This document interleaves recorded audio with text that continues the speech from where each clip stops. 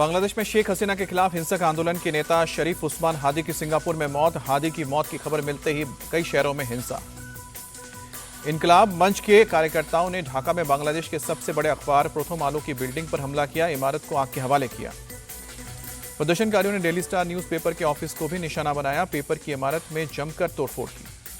प्रदर्शनकारियों ने daily star की इमारत में भी लगाई आग, फायर फाइटर से आग में फंसे लोगों को बाहर निकाला। प्रदर्शनकारियों ने ढाका में एक सीनियर पत्रकार नूरुल कबीर पर भी हमला किया, जबरन कार से बाहर निकालकर पिटाई की। हादी के समर्थकों ने शेख मुजीबुर रहमान के पैतृक घर धान मंडी 32 पर हमला किया, जमकर तोड़फोड़ की। हादी समर्थकों ने शेख हसीना की पार्टी आवामी लीग के दफ्तर पर भी हमला किया, राजशाही में आवामी लीग के दफ्तर को बुलडोजर से तोड़ा। बांग्लादेश में ढाका, चिटागोंग, राजशाही और खुलना में भारतीय हाई कमीशन के सामने प्रदर्शन किया गया, बैरिकेड तोड़कर आगे बढ़ने की कोशिश की।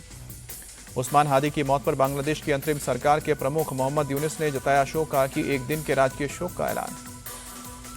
देश को संबोधित करते हुए मोहम्मद यूनुस ने उस्मान हादी को बताया निडर योद्धा, कहा कि वो फांसीवाद और आधिपत्यवाद के खिलाफ लड़ने वाला बड़ा अमर सिपाही। शरीफ उस्मान हादी पर शुक्रवार को चुनाव प्रचार के दौरान बाइक सवार हमलावरों ने फायरिंग की थी। बुरी तरह से घायल हादी का सिंगापुर में इलाज किया जा रहा था। शरीफ उस्मान हादी के शव को आज शाम को 6 बजे तक सिंगापुर से ढाका लाया जाएगा, राजकीय सम्मान के साथ सुपुर्द खाक होगा। लोकसभा के बाद राज्यसभा में पास हुआ नया ग्रामीण रोजगार बिल, विपक्ष के वॉकआउट और नारेबाजी के बीच जी राम जी बिल पास। विपक्ष ने नए रोजगार बिल से महात्मा गांधी का नाम हटाए जाने पर जताया विरोध, नए बिल में राज्यों पर ज्यादा बोझ पड़ने का आरोप लगाया। ग्रामीण विकास मंत्री शिवराज सिंह चौहान ने आरोपों को खारिज करते हुए कहा कि मनरेगा में कई खामियां थी, नया बिल रोजगार को अधिक पारदर्शी और प्रभावी बनाएगा। राज्यसभा में नेता प्रतिपक्ष मल्लिकार्जुन खड़गे ने सरकार पर किसी मजबूरी में नया रोजगार बिल लाने का आरोप लगाया, कहा कि सरकार देश को सच्चाई नहीं बता रही। राज्यसभा में जी राम जी पर देर रात तक चली चर्चा, विपक्ष ने सदन में पर्चा फाड़कर जताया विरोध। सदन के बाहर विपक्ष के नेताओं ने किया विरोध प्रदर्शन, हाथों में महात्मा गांधी और गुरुदेव रविंद्रनाथ टैगोर की तस्वीर लेकर विरोध किया।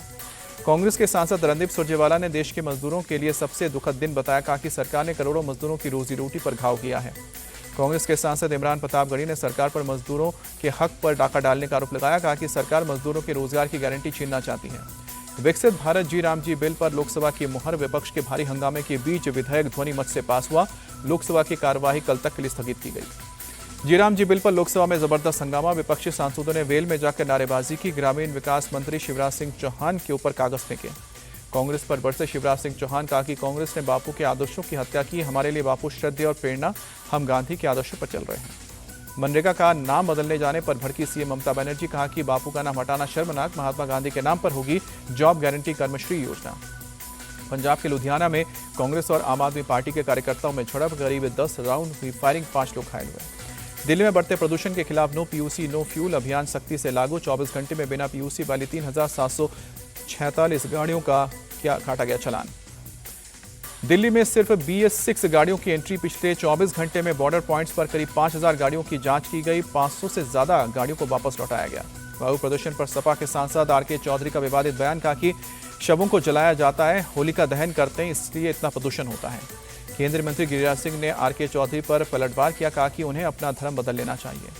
यूपी के कानपुर में कोहरे और शीतलहर का डबल अटैक, डीएम ने शहर के सभी स्कूलों को 2 दिनों के लिए बंद करने का आदेश दिया है। वाराणसी में भी ठंड की वजह से बदला स्कूलों का समय, 1 से लेकर 12वीं तक के स्कूल सुबह 10 बजे से लेकर दोपहर 3 बजे तक अब चलेंगे। हिजाब विवाद के बाद बढ़ाई गई है सीएम नीतीश कुमार की सुरक्षा, खुफिया एजेंसियों से मिले इनपुट के बाद सिक्योरिटी में बढ़ाई गई है। प्रधानमंत्री मोदी को ओमान का सर्वोच्च नागरिक सम्मान सुल्तान हैतम तारिक सईद ने पीएम मोदी को ऑर्डर ऑफ ओमान से नवाजा है।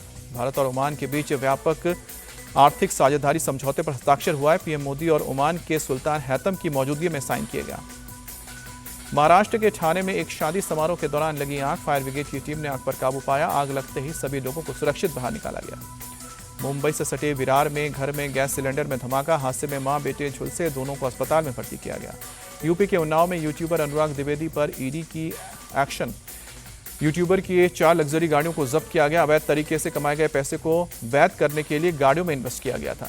बिहार के छपरा में पुलिस और बदमाशों के बीच मुठभेड़ हुई, पुलिस ने 2 बदमाशों को गिरफ्तार किया है। दोनों बदमाशों पर डॉक्टर के अपहरण की कोशिश का आरोप लगा है।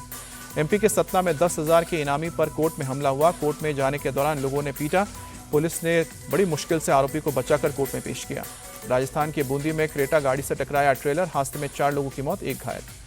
शिमला में संजौली मस्जिद को गिराने का काम शुरू हुआ, ग्राउंड और फर्स्ट फ्लोर को छोड़कर बाकी हिस्से को गिराया जा रहा है।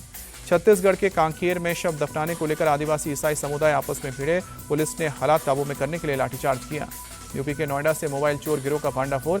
राजनीतिक रैलियों का हिस्सा बनकर करते थे मोबाइल की चोरी। रैलियों में दुपट्टा और कलावा बांधकर होते थे शामिल। अयोध्या में ऑपरेशन त्रिनेत्र के जरिए हो रही है शहर की सुरक्षा। सीसीटीवी के जरिए सुरक्षा को मजबूत किया जा रहा है। भारत में आतंकी साजिश रचने के मामले में 2 आरोपियों को दोषी करार दिया गया। एनआईए के स्पेशल कोर्ट ने जहूर अहमद पीर और नजीर अहमद पीर को दोषी ठहराया। 8 जनवरी को होगा सजा का ऐलान। दिल्ली के नेशनल बाल भवन में इंटरनेशनल एडोलेसेंट लीडरशिप समिट 2025 का आयोजन हुआ। इंडिया टीवी के चेयरमैन और editor in chief Rajat Sharma बने कार्यक्रम के मुख्य अतिथि। रजत जी ने समिट में आए छात्रों को डीप फेक और सोशल मीडिया के खतरों से आगाह किया। जीवन कौशल, मानसिक स्वास्थ्य और तकनीकी चुनौतियों पर भी बात की। भारत और साउथ अफ्रीका के बीच आज टी20 सीरीज का 5वां और आखिरी मैच खेला जाएगा। अहमदाबाद के नरेंद्र मोदी स्टेडियम में शाम को 7 बजे मैच होगी। 5 मैचों की सीरीज में भारत 2-1 से आगे।